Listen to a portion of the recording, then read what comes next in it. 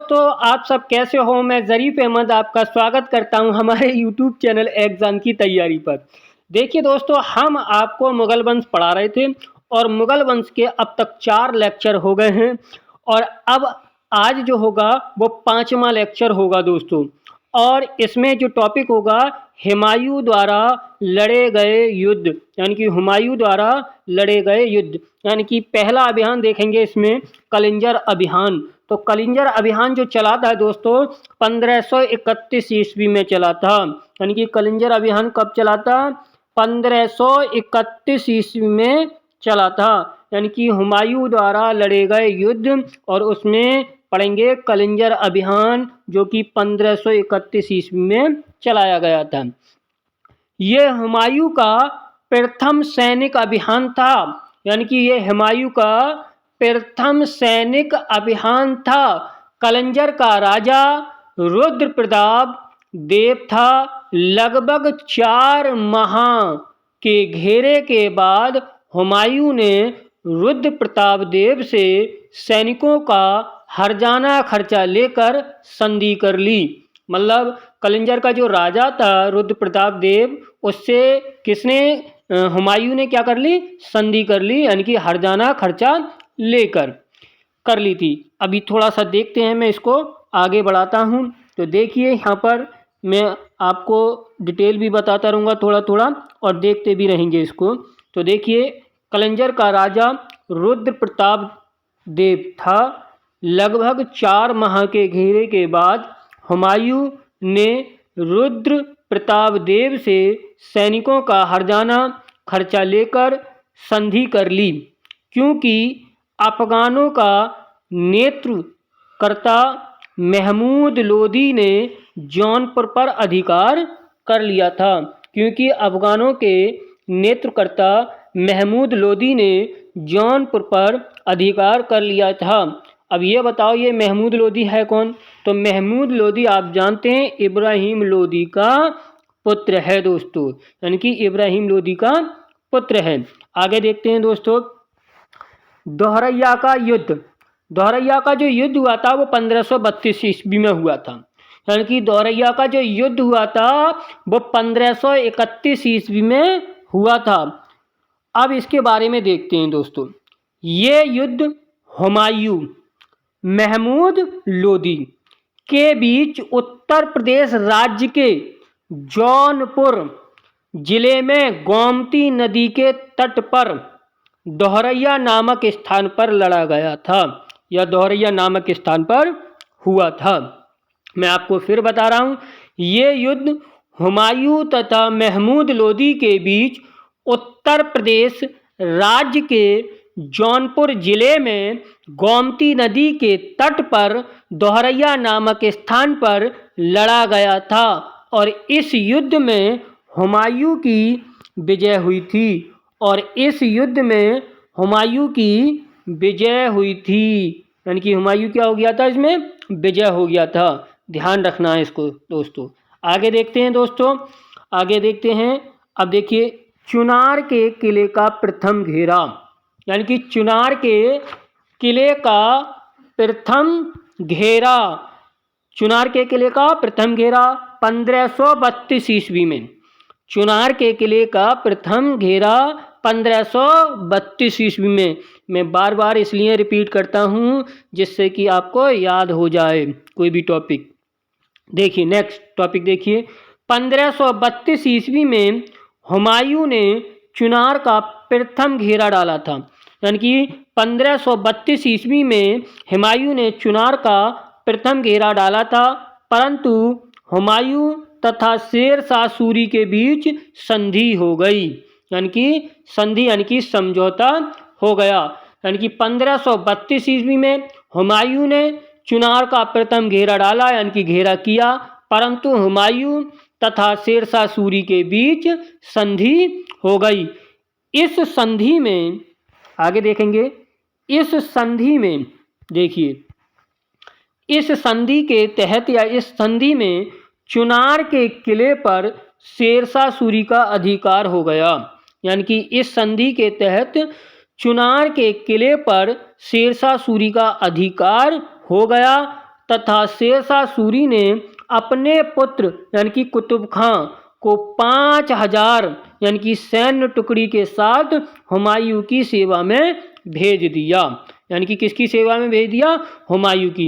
यानी कि इस संधि के तहत चुनार के किले पर शेरशाह सूरी का अधिकार हो गया तथा शेरशाह सूरी ने अपने पुत्र कुतुब खां को यानी कि 5000 सैन्य टुकड़ी के साथ हुमायूं की सेवा में भेज दिया। आगे देखते हैं दोस्तों। तो बहादुर शाह से संघर्ष यानी कि बहादुर शाह से संघर्ष 1535 से लेकर और 1535 से लेकर 1536 ईस्वी तक। तो संघर्ष देख लेते हैं बहादुर शाह का। तो बहादुर शाह कहाँ का शासक था? तो गुजरात का शासक था। यानी कि गुजरात का शासक बहादुर शाह ने मेवाड़ पर 1535 ईस्वी में आक्रमण कर दिया। यानी कि ये गुजरात का शासक था बहादुर शाह, ये भी ध्यान रखना है। गुजरात के शासक बहादुर शाह ने मेवाड़ पर 1535 ईस्वी में आक्रमण कर दिया। मेवाड़ की राजमाता यानी कि मेवाड़ की राजमाता यानी कि आक्रमण किसने किया था मेवाड़ पर? बहादुर शाह ने। बहादुर शाह कहाँ का शासक था? गुजरात का। कब आक्रमण किया था? 1535 ईस्वी में। और मेवाड़ की राजमाता एवं मेवाड़ के शासक यानी कि मेवाड़ की राजमाता और मेवाड़ के शासक यानी कि विक्रमजीत सिंह की माता कर्णवती ने हुमायूं को एक पत्र लिखा और राखी भेजकर सहायता मांगी। यानी कि हुमायूं के नाम से एक पत्र लिखा और राखी भेजकर सहायता मांगी। देखो यहाँ पर मैंने लिखा है, आप ध्यान रखना है यहाँ पर इसको। मेवाड़ की राजमाता, मेवाड़ के शासक विक्रमजीत सिंह की माता कर्णवती ने हुमायूं को यानी कि पत्र लिखा और राखी भेजकर सहायता मांगी। आगे देखते हैं दोस्तों। हुमायूं ने बहादुर शाह पर आक्रमण करके यानी कि हुमायूं ने बहादुर शाह पर आक्रमण करके उसे पराजित कर दिया और हुमायूं ने यानी कि जो गुजरात, मांडू व चंपानेर पर अधिकार कर लिया। यानी कि हुमायूं ने बहादुर शाह पर आक्रमण करके उसे पराजित कर दिया और हुमायूं ने गुजरात, मांडू व चंपानेर पर अधिकार कर लिया। दोस्तों आगे देखते हैं। अब अगला हेडिंग है शेरशाह से संघर्ष। यानी कि हुमायूं का यानी कि शेरशाह से भी संघर्ष होता है। पहले साथ दिया था शेरशाह ने थोड़ा सा, अब शेरशाह से भी संघर्ष होता है हुमायूं का।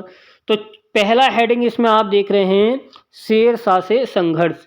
1537 से लेकर 1540 ईस्वी तक ये संघर्ष चलता रहा दोस्तों। तो इसमें वही चुनार का किला प्रथम बार भी घेरा डाला था हुमायूं ने और दूसरी बार भी चुनार के किले पर हुमायूं ने घेरा डाला था। तो आइए देखते हैं चुनार के किले पर दूसरा घेरा 1538 ईस्वी में। यानी कि चुनार के किले पर दूसरा घेरा कब डाला? 1538 ईस्वी में। थोड़ा सा इसके बारे में पढ़ते हैं दोस्तों। देखिए दोस्तों, चुनार के किले पर दूसरा घेरा 1538 ईस्वी में। 1538 ईस्वी में दोस्तों चुनार के किले पर दूसरा घेरा 1538 ईस्वी में। बार बार इसलिए बताता हूँ जिससे कि आपको याद हो जाए दोस्तों। गुजरात पर अधिकार करने के बाद हुमायूं आगरा आया। कुतुब खां शेरशाह का पुत्र अपनी सैन्य टुकड़ी के साथ हुमायूं की सेना से निकलने में कामयाब रहा तथा भागकर चुनार भाग आया। यानी कि भागकर चुनार आ गया। ठीक है, यानी कि भागकर कहाँ गया? चुनार आ गया। यानी कि गुजरात पर अधिकार करने के बाद हुमायूं कहाँ गया? आगरा आया और कुतुब खां यानी कि शेर खां का पुत्र अपनी सैन्य टुकड़ी के साथ हुमायूं की सेना से निकलने में कामयाब रहा और भागकर चुनार आ गया। तो देखिए दोस्तों, यानी कि जो कुतुब खां था वो शेरशाह का पुत्र था। ये ध्यान रखना है आपको, क्योंकि चुनार के किले ने जब प्रथम घेरा किया था तो शेरशाह और यानी कि हुमायूं के बीच यानी कि संधि हो गई थी। उस प्रथम घेरे में, चुनार के प्रथम घेरे में जब संधि हुई थी तो कुतुब खां को 5000 सेना की टुकड़ी भेजकर यानी कि हुमायूं की सेना में भेज दिया था, यानी कि उसकी सेवा में भेज दिया था दोस्तों, ये ध्यान रखना है आपको। आगे देखते हैं। देखिए हुमायूं ने दूसरी बार 1538 ईस्वी में चुनार पर घेरा डाला। किस पर? चुनार पर घेरा डाला, परंतु हिंदू बेग नामक व्यक्ति ने शेरशाह सूरी व हुमायूं के बीच समझौता करा दिया। देखिए फिर समझौता करा दिया, यानी कि हुमायूं ने दूसरी बार 1538 ईस्वी में यानी कि चुनार पर घेरा डाला, और प्रथम बार जो डाला था 1532 ईस्वी में यानी कि घेरा डाला था, तब भी संधि कर हो गई थी। और अब दूसरी बार जब चुनार के किले पर घेरा डाला है 1538 ईस्वी में, तो एक व्यक्ति था हिंदू बेग नामक व्यक्ति ने शेरशाह सूरी व हुमायूं के बीच समझौता करा दिया। इस समझौते में बिहार, बंगाल और चुनार का किला शेरशाह सूरी के अधिकार में आ गया। यानी कि इस समझौते में बिहार, बंगाल, चुनार का किला शेरशाह सूरी के अधिकार में आ गया, जिसके बदले में शेरशाह सूरी प्रति वर्ष 10 लाख रुपए हुमायूं को कर के रूप में देगा, ऐसा निर्णय हुआ, यानी कि ऐसा समझौता हुआ। फिर एक बार और बता देता हूँ। हुमायूं ने दूसरी बार 1538 ईस्वी में चुनार पर घेरा डाला, परंतु हिंदू बेग नामक व्यक्ति ने शेरशाह सूरी व हुमायूं के बीच समझौता करा दिया। इस समझौते में बिहार, बंगाल व चुनार का किला शेरशाह सूरी के अधिकार में आ गया, जिसके बदले में शेरशाह सूरी प्रति वर्ष 10 लाख रुपए हुमायूं को कर के रूप में देगा, ऐसा निर्णय हुआ। दोस्तों आगे देखते हैं। दोस्तों आगे अब चलते हैं, चौसा का युद्ध पढ़ेंगे। दोस्तों देखिए चौसा का युद्ध, ये बहुत इंपॉर्टेंट युद्ध है दोस्तों। चौसा का युद्ध 26 जून 1539 ईस्वी को हुआ। चौसा का युद्ध 26 जून 1539 ईस्वी को हुआ, जब हुमायूं बंगाल के विद्रोह को शांत करके 7 माह बाद यानी कि 7 महीने बाद उत्तरापथ के मार्ग से आगरा आ रहा था, तभी बक्सर के पास शेरशाह सूरी ने इसका मार्ग अवरुद्ध कर दिया, यानी कि अवरुद्ध कर लिया। आगे देखते हैं दोस्तों। देखिए दोस्तों, इन दोनों के बीच कर्मनाशा नदी के तट पर चौसा नामक स्थान पर, यानी कि इन दोनों के बीच कर्मनाशा नदी के तट पर चौसा नामक स्थान पर लड़ा गया 26 जून 1539 ईस्वी को। यानी कि ये युद्ध जो था, चौसा का युद्ध, कर्मनाशा नदी के तट पर चौसा नामक स्थान पर युद्ध लड़ा गया 26 जून 1539 ईस्वी को। इस युद्ध में हुमायूं पराजित हुआ तथा जान बचाने के लिए घोड़े सहित गंगा नदी में कूद गया। इस युद्ध में हुमायूं पराजित हुआ तथा जान बचाने के लिए घोड़े सहित गंगा नदी में कूद गया। आगे देखते हैं। इसे गंगा में डूबने से निजाम नामक भिश्ती ने बचाकर आगरा पहुंचाया और इसे उपहार के बदले हुमायूं ने निजाम भिश्ती को आधे दिन के लिए बादशाह बनाया।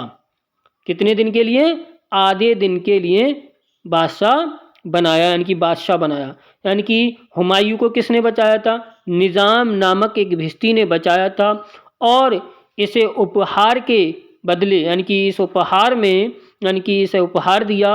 और उपहार क्या दिया? हुमायूं ने निजाम भिश्ती को आधे दिन के लिए बादशाह घोषित कर दिया, यानी कि बादशाह बना दिया। निजाम भिश्ती ने अपनी स्मृति में निज़ाम भिश्ती ने अपनी स्मृति में, देखिए निज़ाम भिश्ती ने अपनी स्मृति में चमड़े का सिक्का जारी किया। किसका? चमड़े का सिक्का जारी किया। और देखिए इस युद्ध के बाद शेरशाह सूरी ने शेरशाह की उपाधि धारण की। यानी कि शेरशाह सूरी ने किस युद्ध के बाद शेरशाह की उपाधि धारण की थी? तो चौसा के युद्ध के बाद शेरशाह सूरी ने यानी कि शेरशाह की उपाधि धारण की थी। दोस्तों आगे देखते हैं, कन्नौज अथवा बिलग्राम का युद्ध। कन्नौज अथवा बिलग्राम का युद्ध 17 मई 1540 ईस्वी को हुआ था। ये युद्ध कन्नौज अथवा बिलग्राम का युद्ध 17 मई 1540 ईस्वी को हुआ था। दोस्तों इस युद्ध में भी हुमायूं की पराजय हुई थी। अब शेरशाह सूरी ने आगरा और दिल्ली पर भी अधिकार कर लिया। क्वेश्चन आता है कि शेरशाह सूरी ने किस युद्ध के बाद यानी कि आगरा और दिल्ली पर अधिकार किया था? तो आपको ध्यान रखना है कि कन्नौज अथवा बिलग्राम के युद्ध के बाद यानी कि शेरशाह सूरी ने हुमायूं को पराजित करके आगरा व दिल्ली पर अधिकार कर लिया था। आगे देखते हैं दोस्तों, इस पराजय के बाद हुमायूं भारत छोड़कर सिंध चला गया था। यानी कि इस पराजय के बाद हुमायूं भारत छोड़कर सिंध चला गया था। ध्यान रखना है दोस्तों कि इस पराजय के बाद यानी कि हुमायूं भारत छोड़कर सिंध चला गया था। दोस्तों तो देखिए दोस्तों, ये लेक्चर हमारा यहीं पे ही समाप्त होता है। अगर हमारा ये लेक्चर आपको अच्छा लगा है तो प्लीज़ हमारे चैनल को सब्सक्राइब कीजिए। थैंक यू, धन्यवाद।